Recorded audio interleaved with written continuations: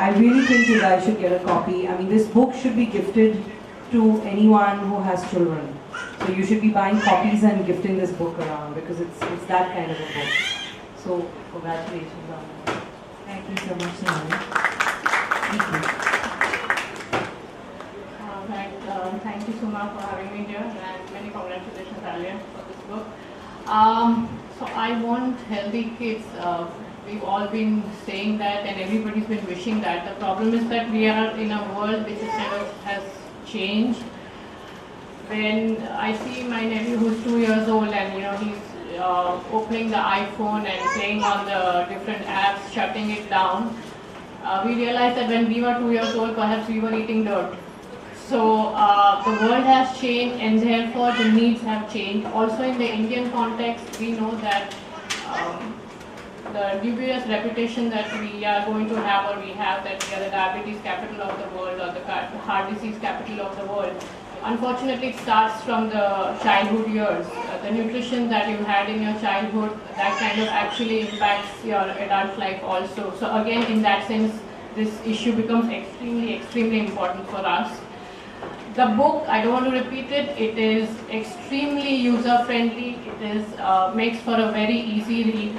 And it's not from a nutritionist, it's more from a hands-on mother, which we feel when we read it. And it is so important when, as everybody has said, once you're a mother, everything that you've been taught in your schools and your universities goes out of the window because it actually doesn't work. The dining table can become a battleground. So yes, these small tips, great to use, great to incorporate, and we are all going to benefit from that. Food has an enormous role to play in your health. I too, like Alia and Shonali and various others, have suffered enormously because of eating the wrong food. I remember that I came down with asthma a few years back, and it was Ayurveda that actually helped me by making me shift my diet greatly. I'm now gluten-free and dairy-free and free of various other kinds of foods. So I totally testify to the fact that we need to be conscious of the kind of food we eat. I'm also extremely aware that in today's times, there's so much thrust on us by the media, and there's so much of visceral appeal that's made to us, and right now I think the world is somewhat obsessed with food. So all of this makes it very difficult for parents and nutritionists probably have an uphill task, I'm sure.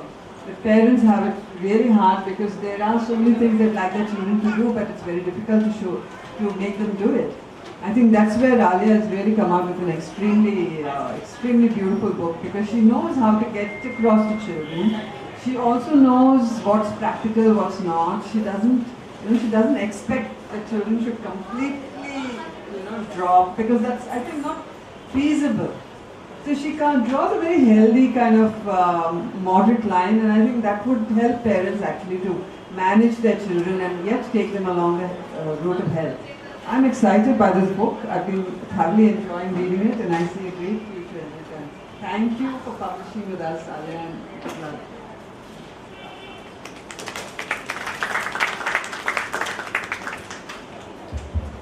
Okay, so now we'll also move into the discussion part of the event. Actually, as I was saying, we are all very aware that at the moment the culture is hostile towards healthy food and healthy eating. Right? And the Tao actually really says that when something is missing, that's when people start talking about it. And right now, nutrition is at an all-time, it's degenerating. And if we look even 50 years back, I think we led very healthy lives. As I recall in my childhood, we didn't eat out much at all. The eating out culture was very low, and we ate home food, and we ate traditional kind of food. There was a balance, there was a natural balance in what we ate. So we grew up relatively more healthy than today's children who are exposed to, so many temptations, so many different kinds of foods out there in the stores, out there in the restaurants. So none of this is easy, and I think that's the reason why nutrition is becoming more and more important. More and more people are talking about it because there is less and less of it available for us. So the first question I'd like to ask the panelists, just to what exactly is healthy? To each one of you. Each one of you will probably have a different viewpoint, but we'd like to know at least the base level. What would you consider healthy food? I take the responsibility to take this. First of all, health is not absence of disease, period. So long as you are focusing on my child cannot fall sick, and you have already done it because you have immunized your kids. This is something I will, from bottom of my heart, request all of you to examine. What is food in a civilized society? Can there be two food? Food itself is not an issue. I am the one, as all of you know. It's a responsibility to say this, who initiated the discussion on food 52 years back. If you say that we were healthy, no, my grandfather had diabetes. It was an idea introduced, and that's the history. My specialization is food politics. So health food is that food which conserves the energy that is coming to you and where you are functioning. Because you cannot prevent. And that's a lot for all of us to think. Let it start with food. Health is not absence of disease. Health is an exuberant feeling of functional sensitivity. Health is the capacity for you to be compassionate and passionate, to jump and do your bit in this world. Leave anything else. Beautiful, Vidya. It's a broad definition. We have a long way to go before we achieve it. Alia, would you like to give us your definition of healthy food?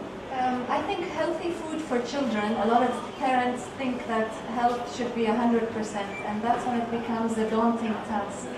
And I have something that I wrote about in the book, which is called the 75% rule, which means that if they eat 75% of the time healthy, it allows them the 25% of grandma's house, of the cousin's birthday, of the whatever, because you don't want to be so strict that you become the least popular person in the house.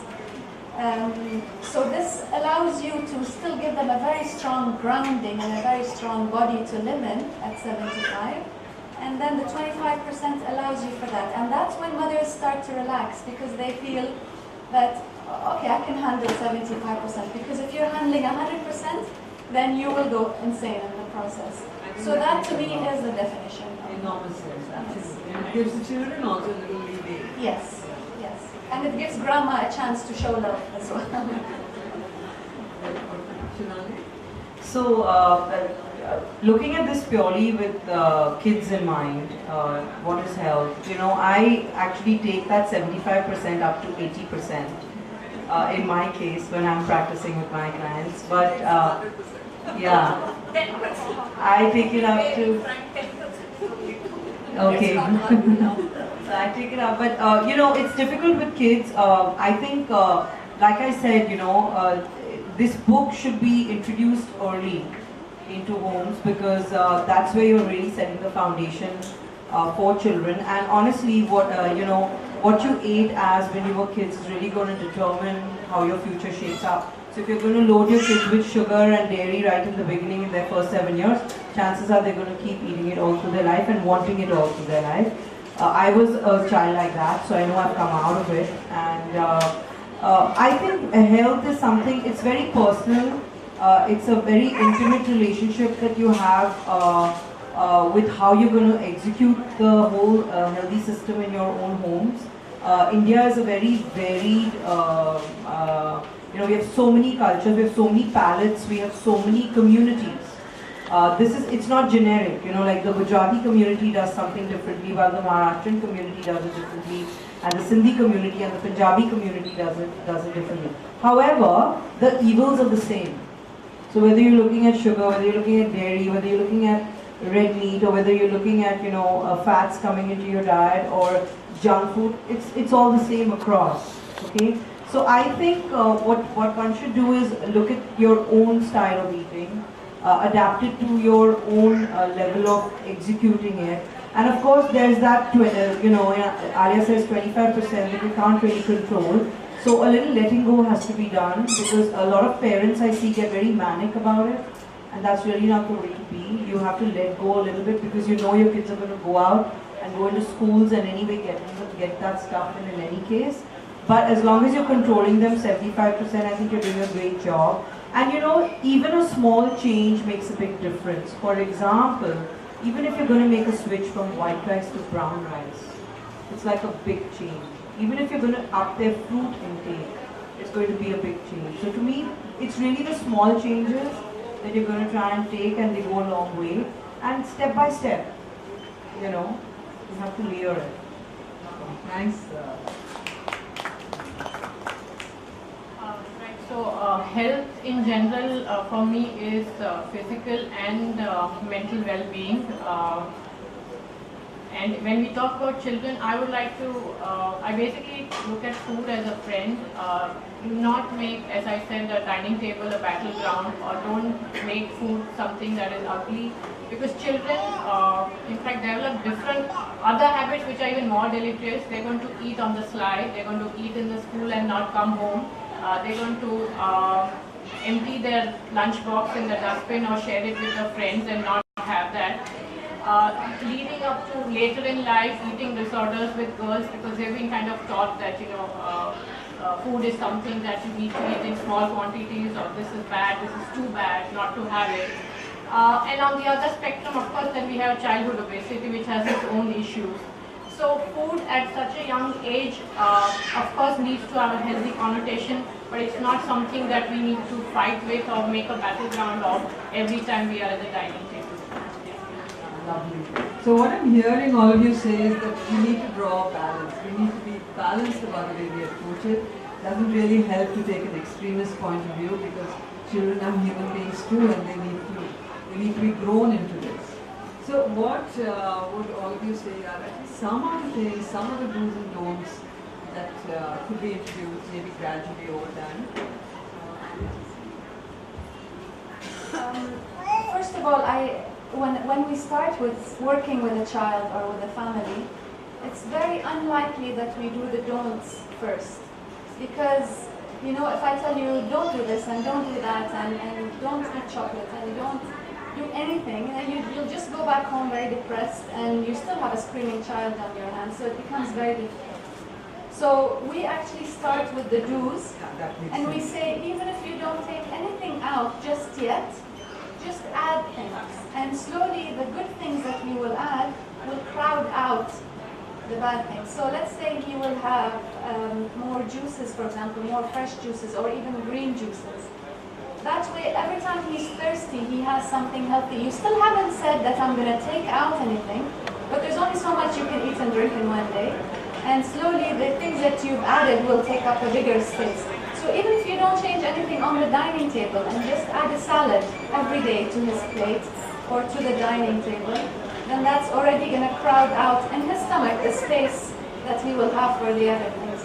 So, and we always encourage mothers as well to add things to the fridge before taking something out. So if I tell you that everything you're eating is unhealthy, you open the fridge, you throw everything out, in a few hours you open the fridge and there's nothing there. And that's when it gets depressing, or that's when cravings kick in, and that's when a stressed out mother says, forget it, I don't care about this program, I'm just going to give him what he needs. So before removing anything, add things. And eventually the things you've added will crowd out the others.